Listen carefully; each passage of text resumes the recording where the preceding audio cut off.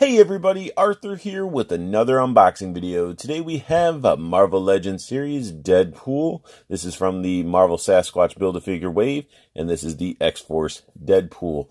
Not to get confused with the Hascon X-Force Deadpool. This is from the Deadpool Sasquatch wave. He comes with some okay art on the side, you know, it's X-Force-y, glowing red eyes. It's not bad. Same image on this side. And then we get him posed with a generic pose, and we get a little bit of information. Then you have everybody from the wave, and today we are talking about X-Force Deadpool. If you want to see my reviews on the classic Deadpool or Deathlock, go ahead and check out my older videos. But let's get this bad boy out of the package. Wade Wilson looking great out of the package, and he does come with the Build-A-Figure piece. He comes with the head of Sasquatch, which I thought was sort of funny. He has a disc hinge and opposed to the ball joint, but whatever. We'll see more about it once we build that big hairy figure. And he does come with some accessories, not nearly as much as the Hascon one, and I really wish I would have got the bazooka or the rocket launcher that he came with the blast effect. That was like the big thing that stood out. And those dual machine gun pistols look pretty cool because what he comes with is very lackluster. We get this gun that we've seen before, painted blue. I don't know if it's supposed to be painted blue, like if it's representing a toy, or if it's just that's just a paint scheme. I will never use this gun with any of my figures. It just no, not at all. I won't use it. But he does come with one of the items I'm glad they didn't cut out is his pistol. That's actually a toy gun. You could tell that it's a toy gun, not because it's blue, but the tip is orange. I was really stoked to get this because I was like, all right, I got the taco. I really want a toy gun. So awesome to have that. And then we get the katanas that we've seen many, many times before, and they didn't skimp out. They put the little red diamond paint. Oh, wow. Red paint in the diamonds of the handles. Looking pretty good. The black on the handles could have went a little bit further on both of them, it looks like.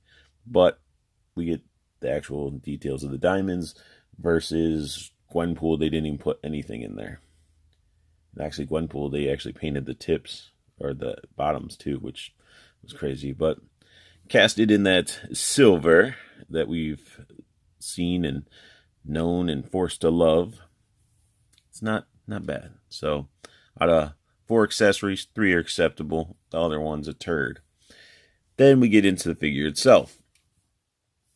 Is this a perfect figure? No. His head looks awesome. I love the red in his eyes, but looking straight on, he looks fantastic. When you look at him, he's turning. What is that inside that eye? If you guys can see that, there's a big glob of black paint missing. That sucks. But wait, he looks all right. Let's take a look at this side. Same issue. We get some paint that's missing in those deep crevices. And a little bit around the eye itself. So nailed the pupils with red, but the black around them is very disappointing. So I guess I have to keep my figure facing forward. Yeah. His head articulation, he gets full on rotation. Looks down a lot, looks up quite a bit. So, and then he gets a little bit of, he gets a little bit of attitude, but not that much. Now, he does have a little piece of rubber, like collar piece, that can come off. But I don't even know if this might be backwards the way this is designed. But, you know, when he puts his head down, it does squish it. And it is a very thin piece of, like, rubber. So be careful, because I would assume that if you're doing too much with it, it can break. Now, along the sides, you can see it just has, like, excess plastic. Like, right there. Back of his head.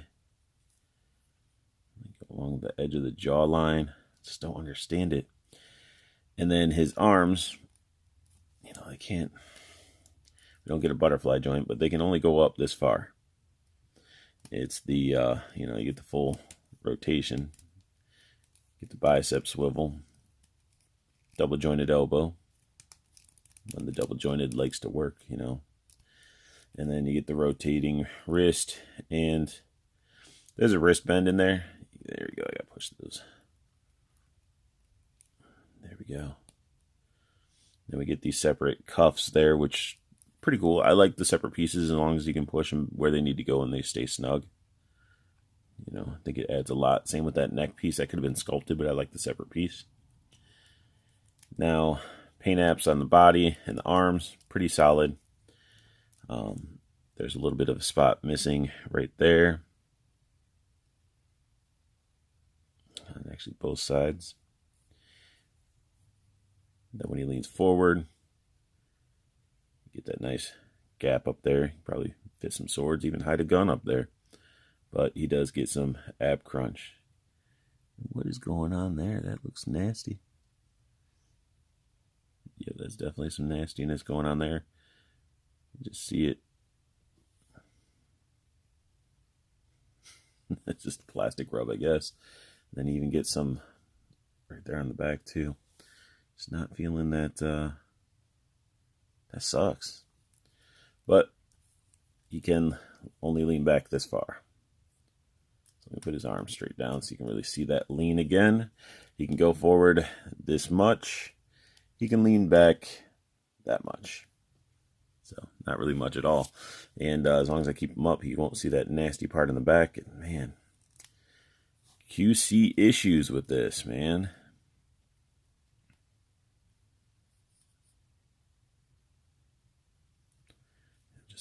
Just like nitpicking, like what is that spot right there? You never win. But I do want to throw some attention to these harnesses. It's holding the swords. The buckles are painted, and it's cast in like black plastic and has like a great wash, dry or dry brush done to them, which makes it look pretty awesome. I do like that. The sheaths and stuff, those are plain. They're not doing anything with those. They just left them plain plastic.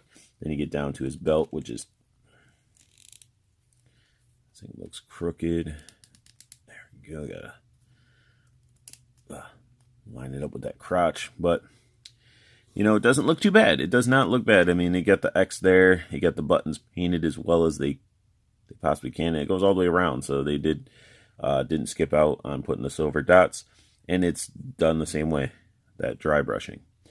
You get down to the holster, and you know, that's where the gun goes. I might as well put it in there right now. It's quite snug, but that's where the holster is. Same idea, the buckles and everything are painted. Got the dry brush, looks fantastic. Sort of droops down a little bit. And then he does have waist rotation. He can do the splits this far. Got another little chunk of plastic or defect right there.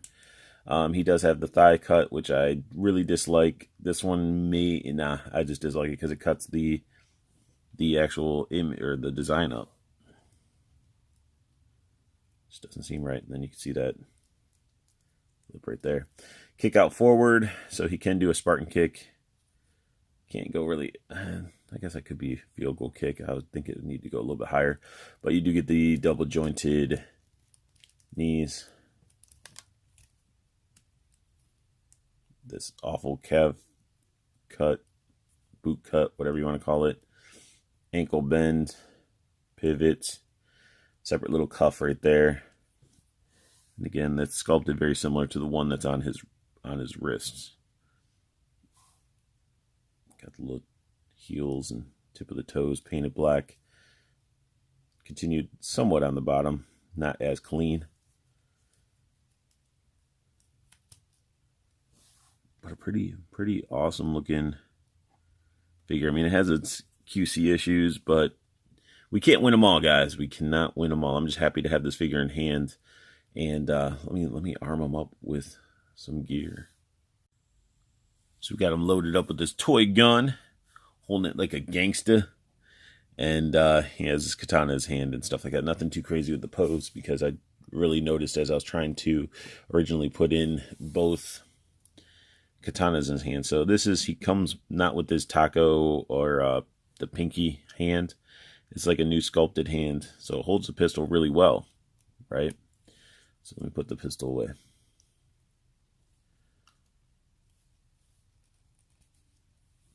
So get this hand straight. Oh, and I have excess plastic in that bicep. You can sort of see it sticking up, or forearm area, or whatever you want to call it. Whatever you want to call it. Swords hitting the camera. So you can see his hand. It's sort of like weird looking. And when you rotate it, I mean, look at the size. That's a massive, massive gripping hand. So you could see that's a lot. He's not holding this at all. Even if I want to do a cool pose, like, I guess it does hold it a little bit, but then it starts. Yeah. So that's a disappointing. I wish they would have gave us some extra hands, because you're only going to get too much use out of this hand, like mainly for guns. I mean, I guess you could take the sword itself and maybe tuck it in between the fingers like that, like he's gonna throw it or something, like do something goofy like that. But it's like, this hand is limiting. You can't really do the dual hands, because I mean, even the one that they give you, it's still loose as well. So I mean, it's just disappointing a little bit. As much as I can, at least with the Hascon one that you got the cool rocket launcher with the blast effect. You got the two little Uzis. You had two trigger finger hands. And just, yeah, just crazy gappage going on there. And anybody else that's gotten this figure, comment down below. Does your hand look all weird like this? Like, look at that thumb. Thumb looks all mangled. Finger looks weird. Just comment down below. Let me know what you guys have been experiencing with this figure. Having paint issues as well, or, plastic issues like mine, or am I the only one that's having these issues as always? But let's go ahead and do some comparison. Here we got all three Wades hanging out, and you could tell that these the neck pieces, the arm pieces, the ankle pieces were used in this one. This was used here. This totally different pouch. And then the harness is the same. So those two have they kit bashed a lot of this. So I guess he came after Hascon, so he took pieces off of this, and then he took pieces off of this one. Now, I like this one because it has the butterflies. I love the posability and everything. It just looks really good. And then when you're looking at these two side by side, they're the exact same figure. Then when you get up here to the hands, hit the camera and everything. This one has the cool gauntlets, has that little loose thingamajigs, but you get this nice pinky hand. It actually looks nice, sculpted very nice. And then in this one you get this weird mangled like rat claw hand. And then the holsters, same gun even. It's just silver versus blue with the orange tip.